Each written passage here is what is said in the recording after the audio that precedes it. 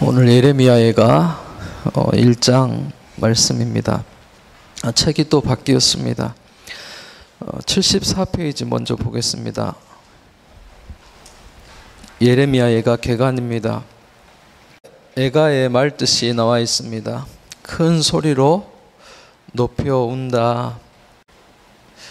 어찌하여라는 그런 탄식, 비통의 감정을 의미하는 단어 에카에서 어원이 되어 있습니다. 저장 연대를 보니까 BC 587년과 586년 남유다가 바벨론에게 멸망했던 그런 시기로 보고 있습니다. 바로 1장으로 가겠습니다.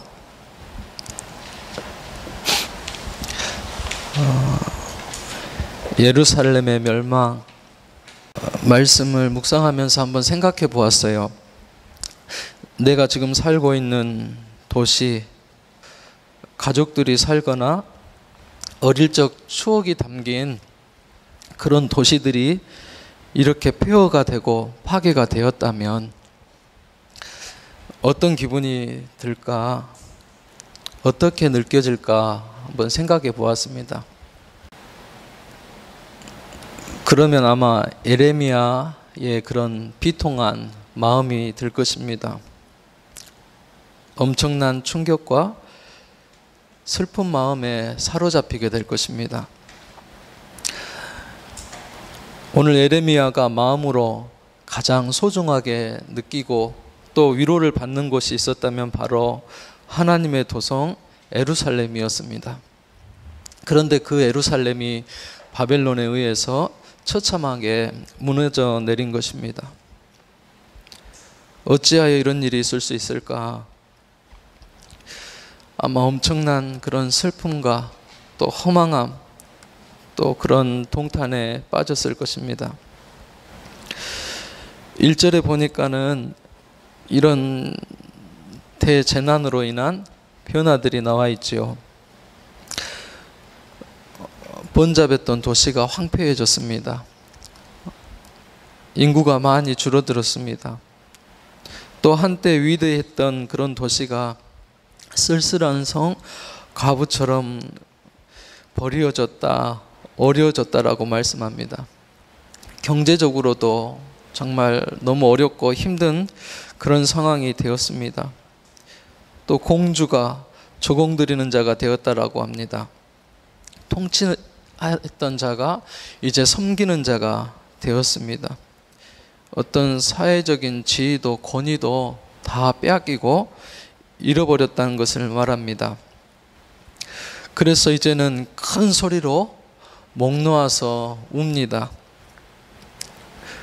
정말 위로가 필요하지만 그 옆에서 누가 달래주고 위로해주는 사람이 없다라고 말합니다. 유다는 어려울 때 하나님을 의지하지 않았어요. 이집트를 의지했습니다. 또 가까이 있는 형제 국가들을 의지했습니다. 그리고 그들의 우상을 섬겼습니다. 하나님을 배반하고 또 우상을 섬긴 또 동맹국을 의지한 결과가 바로 이런 상황을 만들어냈던 것입니다. 3절에 보니까 백성들이 사로잡혀 갔습니다. 도로와 성이 다 부서졌습니다. 처녀들은 슬퍼하고 자녀들은 포로가 되어서 끌려가고 지도자들도 사슴처럼 도망하기에 바빴다 말합니다. 7절에는 원수의 비웃음과 조롱소리가 들립니다. 붙잡혀 가도 돕는 사람이 없다라고 자기의 상황을 비통해합니다. 8절에 보면 예루살렘의 멸망 이유가 나와 있습니다. 그 원인을 설명하는데 무서운 죄를 지어 더러운 몸이 되었다. 죄 때문에 그 모든 영광이 벗어졌다라고 말합니다. 또 이 죄로 인해 받은 결과가 자신이 더럽혀졌습니다. 또 고통을 받았습니다. 그래서 이 예레미야는 하나님 앞에 제 고통을 살펴주십시오. 이 비참한 모습을 살펴주십시오라고 부르짖어서 기도하는 모습을 봅니다. 이 어려움, 이 슬픔, 참담함을 그대로 받아들이면서 하나님 앞에 부르짖는 것입니다. 아마 이 정도 상황이 되면 다 정신줄을 놔버릴 거예요. 목 놓아버릴 것입니다. 내 집이 다 부서지고 형제들이 다 떠나가고 잡혀가고 또 죽고 이런 모습 속에 환경 속에 처해진다면 정말 어찌 반응을 보일지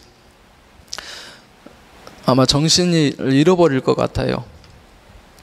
근데 이것이 바로 죄의 결과라고 그렇게 말하고 있는 것입니다.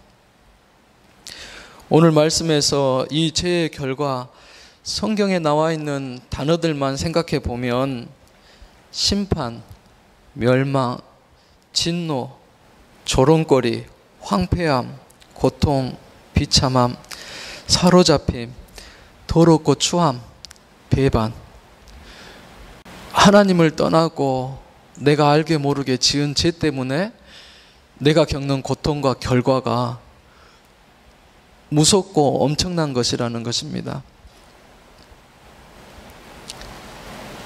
죄의 유혹은 달콤하게 다가옵니다. 그러나 그 대가는 엄청납니다. 삶을 파괴해버리고 또 모든 영혼을 깨트려버리고 다 끊어냅니다. 이런 환난과 고난이 오기 전에 우리들은 깨어있어서 죄가 들어오지 못하도록 또 다 물리치고 끊어내고 버려야 될 줄로 믿습니다. 돌아보아야 됩니다. 나는 크고 작은 죄 가운데 얼마나 노출되어져 있고 그것들하고 싸우고 있는지, 물리치려고 내가 노력하고 있는지 살펴보아야 합니다. 그걸 끊어낸다는 것이 내 의지와 힘으로는 어렵습니다. 성령께서 도와주셔야 됩니다. 또 주님이 깨끗하게 씻어주셔야 되고 회개의 영을 부어주셔야지만이 내가 그 잘못한 것을 볼 수가 있고 회개할 수 있게 된다는 것입니다. 오늘 예레미야는 정말 비통하고 슬픔 가운데서도 절망하지 않고 포기하지 않고 공동체의 어려움 또 이웃의 아픔 마음 깊이 아파하고 같이 힘들어하면서 회복을 위해서 기도하는 것을 볼 수가 있습니다. 우리도 우리 제자반 식구들 중에 어려움 당한 사람들 위해서 또 교회를 위해서 또 사역자나 목회자들을 위해서 같은 중보의 기도를 쉬지 말아야 될 줄로 믿습니다. 휴식이죠. 이제 한 3주 정도 휴식을 하는데 이번 주 주일에 주보에 노란 간지를 꽂아서 드렸을 것입니다. 팀사역 또 교육부서 계속 기도가 끊이지 않고 중보 기도가 드려질 수 있도록 기도 제목을 드렸을 것입니다. 힘들어하고 또 아파하고 하는 그런 식구들 위해서 기도해주고 또 여름 수련회가 은혜 가운데 성풍회가 잘 맞춰질 수 있도록 교육부서 수련회를 통하여서 믿음이 더 성장할 수 있도록 그렇게 위해서 기도해 주시기를 바랍니다. 12절 이하에 보면 초점이 좀 바뀌었죠. 이제 지나가는 사람들을 불러서 자신의 그런 상태를 보여줍니다. 길 가는 사람들아, 이 일이 너희에게는 상관이 없느냐, 와서 내 모습을 보라 라고 그렇게 외칩니다.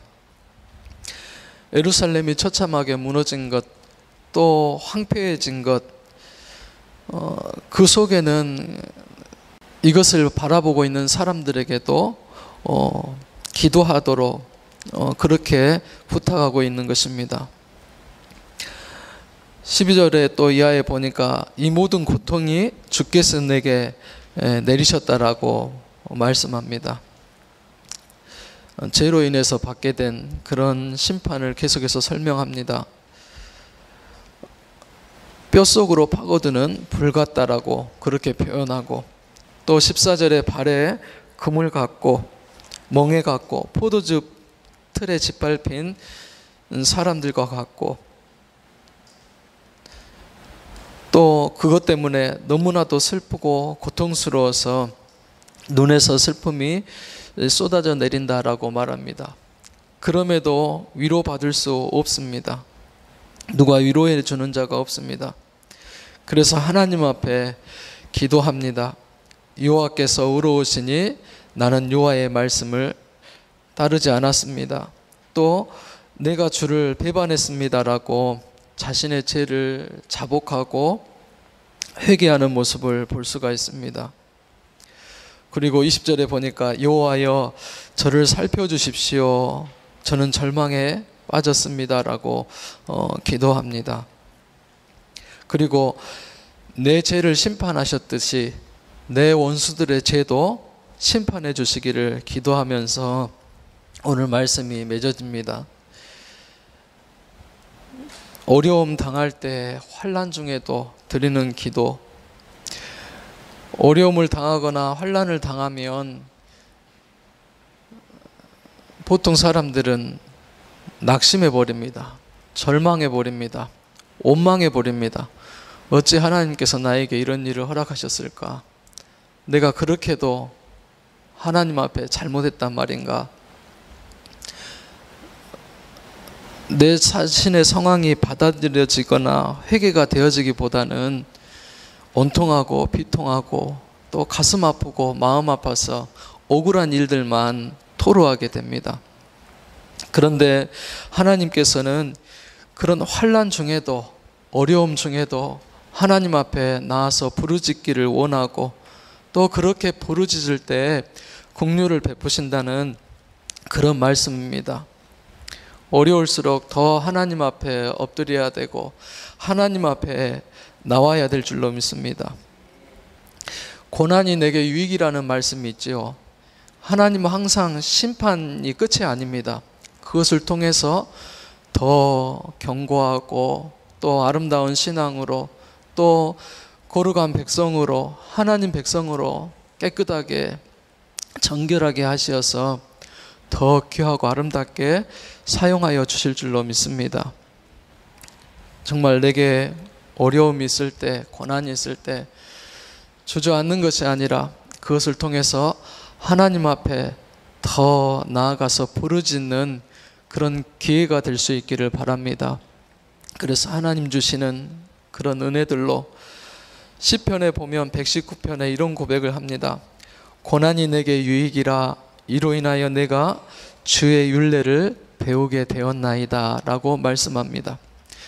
당장은 이것이 이해가 안 되고 받아들이기 어렵지만은 하나님께서 이것을 통해서 나를 향한 더 큰 섭리가 있고 또 계획이 있다는 것을 꼭 믿고 하나님 앞에 회개할 수 있는 마음, 자복할 수 있는 마음, 더 부르짖어 기도할 수 있는 그런 마음이 일어나기를 주님의 이름으로 축복합니다.